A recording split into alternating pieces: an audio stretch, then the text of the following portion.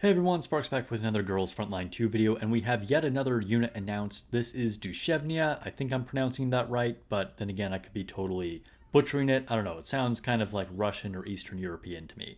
It says she desires to be needed and lives to please. So basically, we got a girl with daddy issues here, and she runs around in bare feet for some reason. I actually like her look, if I'm being honest. I think her outfit is kind of cool. I like the green ribbons in her hair, but let's talk about what she actually does, because as far as whether you like her personality or her look, that's up to you. Always pull for a unit if you think they're cool. It makes the games fun. But let's see, how worth it is she to pull from like a power perspective, and what does she do? So she's kind of a core piece of the ice team. So if you're building an ice team, there are definitely a lot of pieces. This seems to be the most complete element that they're giving us early on here in the game. So you could make a team with Dushevnaya, Macchiato, Suomi, and then your fourth person could be kind of like whoever. It could be like Loda, who is a great free character if you were playing on launch, who has also already been a piece of the ice team, or you could do like just another OP unit like Tulolo or Chongzhou, someone like that. So Dushevnaya is definitely a strong piece of this squad, and she is recommended to pull from that perspective, but I'll talk about towards the end if I'm actually planning to pull for her, or like other things you might want to keep in mind.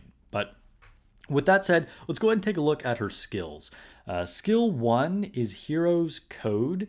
It is a single target physical damage attack, and if the enemy has a freeze debuff, which some of her skills do apply, quote unquote, freeze debuffs, and the enemy dies, she gains a stack of Ice's Grace.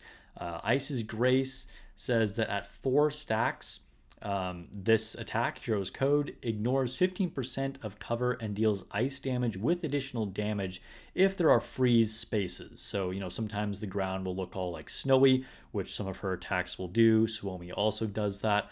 So that's definitely something that could happen pretty frequently. So I think this is a pretty solid attack. You're not going to be doing massive amounts of damage.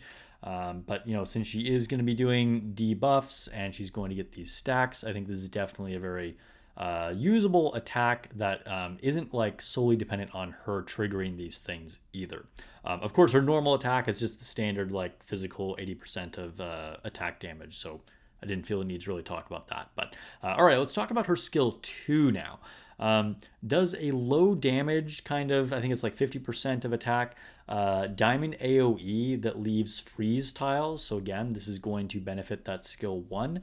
And then the second time that you use it, it gains additional buffs. It's enhanced, and it does 20% more damage and decreases the enemy's movement. So there's a few units that benefit from like decreasing movement.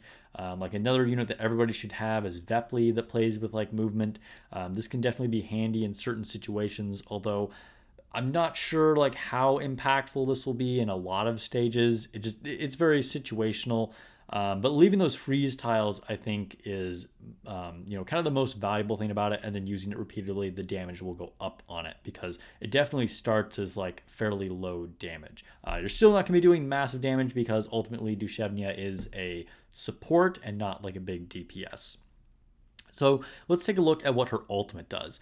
Gives all allies within 7 spaces, so unless they're like way across the map, you should be able to do this, particularly at the start of the battle, like on that first turn. So all allies within 7 spaces gain Arctic Benediction. I don't know where they come up with these names. Inflicts Solidify, which decreases movement and increases their damage by 10%. So that's pretty cool to give all of your allies this effect that can inflict Solidify and increase their damage. That's a really, really good support skill. And again, we're going to be playing with more like movement down and things like that. Very, very synergistic with the ice team.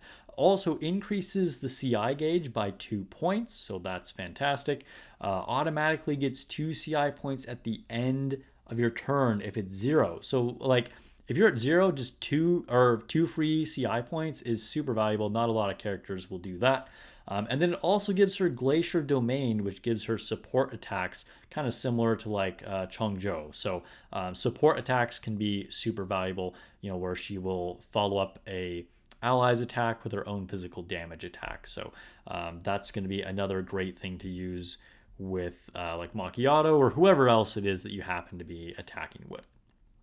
Okay, so now let's take a look at her passive.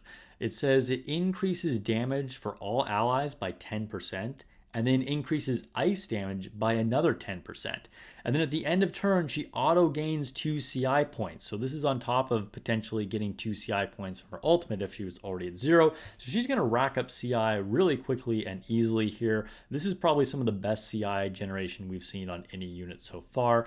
And then if she's above 80% HP, she also gets Insight, which increases her skill range. So another pretty cool thing if she's not getting beat up a lot.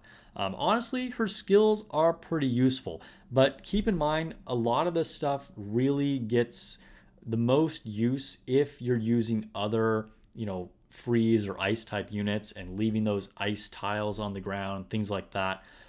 She can really become super valuable. You can see why she's a core piece of the ice or freeze team, but on her own, isn't going to be that beneficial. And if you're not building the ice team, if you missed Macchiato or you missed Suomi, I mean, of course, you could get them again on a rerun, but like she's probably not going to be super worth it unless you're like all in on that ice team and you already have Macchiato and Suomi. Then she's going to be really, really, really strong. But anyway, let's go ahead and take a look at her keys.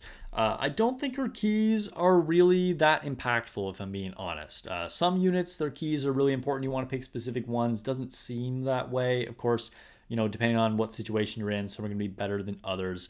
The most important is probably going to be that Adventurer's Will, which increases single target freeze damage by 20%, because more damage is always good. And it deals points of stability damage. You'll get, I think, 3 additional points of stability damage. Let me look at this. What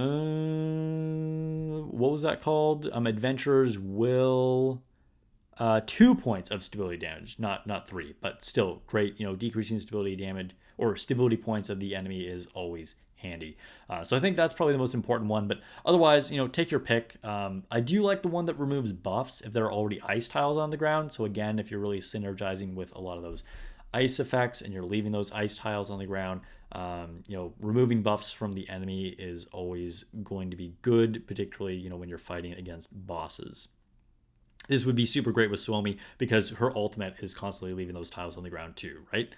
All right, so her weapon is yet another sniper, so she is a sniper user. Her signature weapon ignores 10% of defense, and like a lot of weapons, this isn't super important, but it is good if you have the resources. Of course, it's probably going to be her best in slot, but you can always just use the Samosek with her. Probably everybody at this point has a Samosek.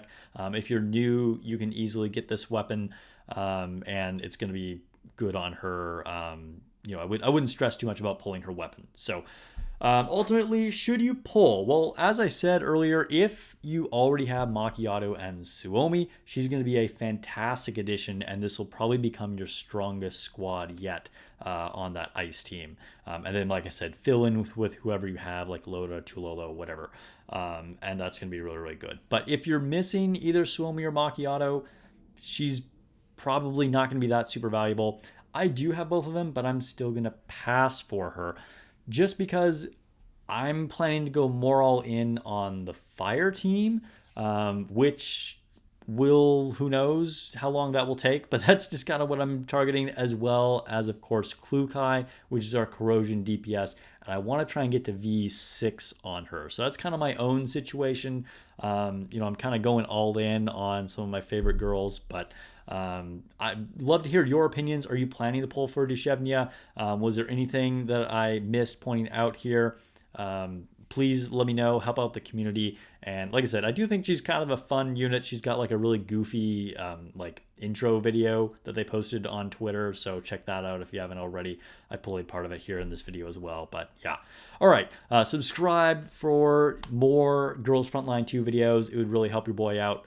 Really benefits the channel a lot, even if you're already seeing my videos in your feed. That subscription will really help grow, and don't forget to give the video a like. I'll catch you guys in the next video or on stream.